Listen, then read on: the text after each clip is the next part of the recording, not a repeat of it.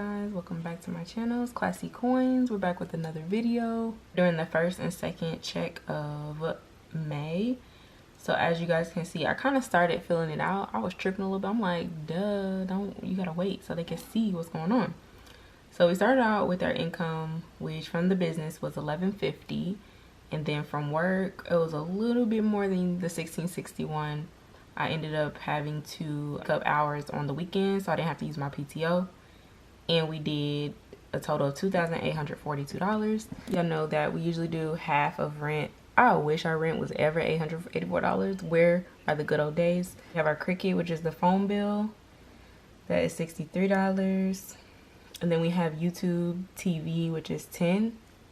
And y'all already know daycare is $513.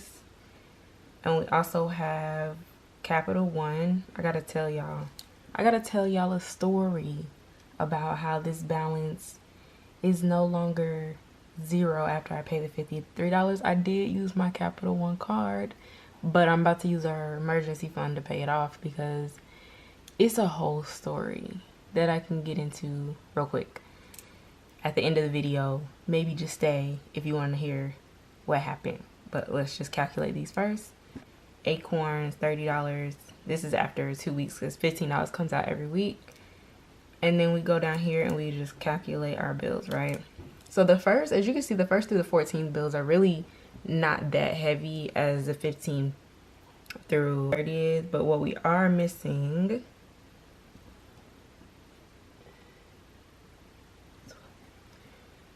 is one more daycare.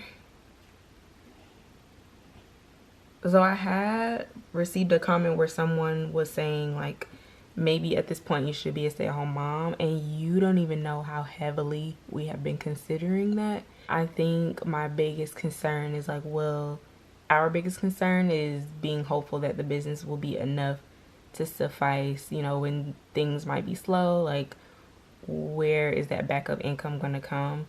But I'm really like thinking about it, and most people are kind of saying they agree. People around me that I ask, my husband is agreeing, and I think I just want to make sure that if the business is not having a heavy season, where will that extra money come in? But I don't know, I'm leaning towards taking them out of school and starting homeschool.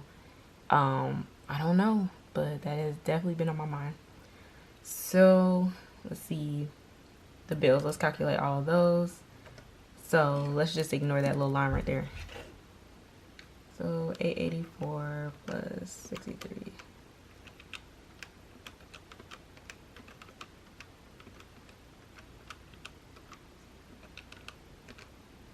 All right, so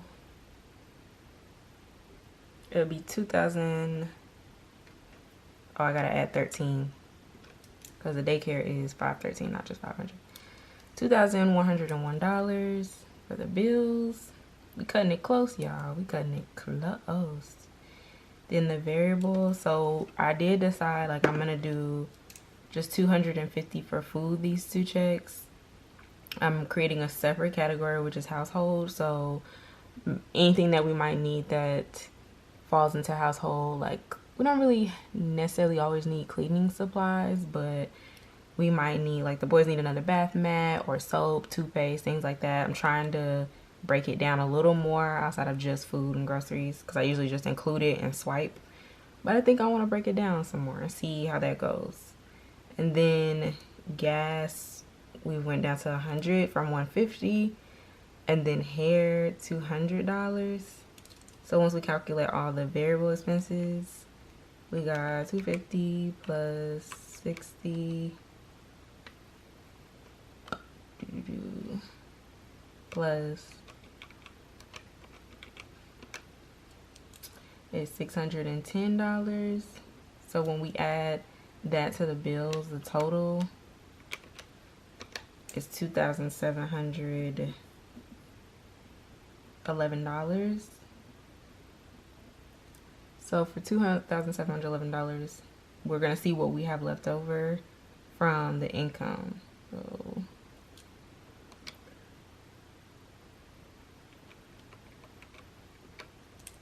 it would be $131. So what I can do is disperse this to our sinking funds, which is usually car maintenance and gifts. I think I might put some to the side to build our savings back up since we use that. So I'm gonna put 100 into the savings, and then in our sinking funds, to make this a zero-based budget, I think I'll put 30 towards the car maintenance, and you know, the dollar will just keep in the account. Well, you know what, we'll just put 31 for fun. That will make this a zero-based budget. I think that our upcoming events, we are gonna have a graduation to go to, and I want to get my sister-in-law a gift for that. Pretty much it. So I'll do upcoming events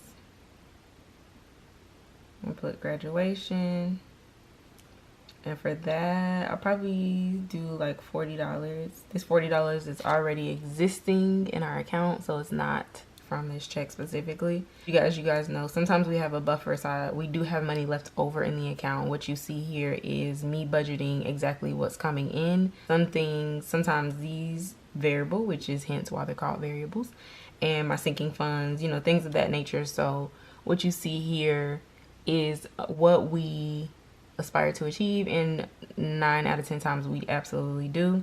Like I said, sometimes I have a buffer category, and that's where this money will come from. Just do a quick overview. This is how much we brought in, and again, this number always varies because we probably brought in more than this, but sometimes it has to go towards the gas, it has to go towards the maintenance, as we have a transportation business. So this is just what we bring home, specifically goes in our personal checking account.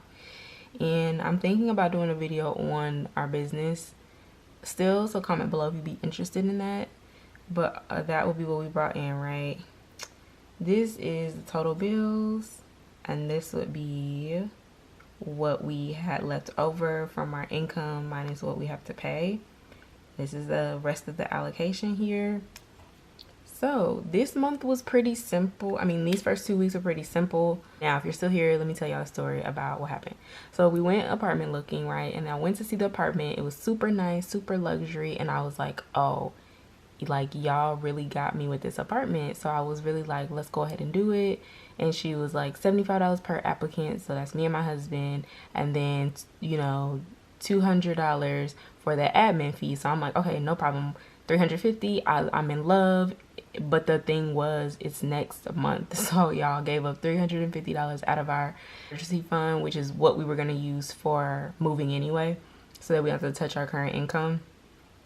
So I ended up using my credit card because I did not have, it would not allow me to transfer from our savings account at that moment. And I was like, oh man, I really don't want to lose this apartment. I really want to keep it.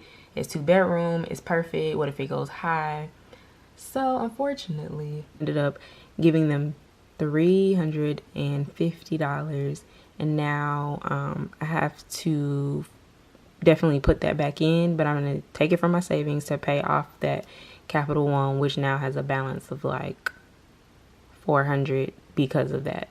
So that's unfortunately what happened. I was rushing, and you know, we agreed on it, and then we came back and thought about like all the things that's going to go into it, and was like, maybe that's not the best route to take, because our rent currently is $17,000, and that one is $2,000 excluding utilities. So that would have been a $300 increase plus utilities plus internet plus food. So like as we separate and all that stuff, it's gonna cost more money. So yeah, that was my boo-boo sad mistake that I made, but we're gonna figure out and get back to it. Stay tuned for the next video, and I'll see you. Thanks for watching. Bye.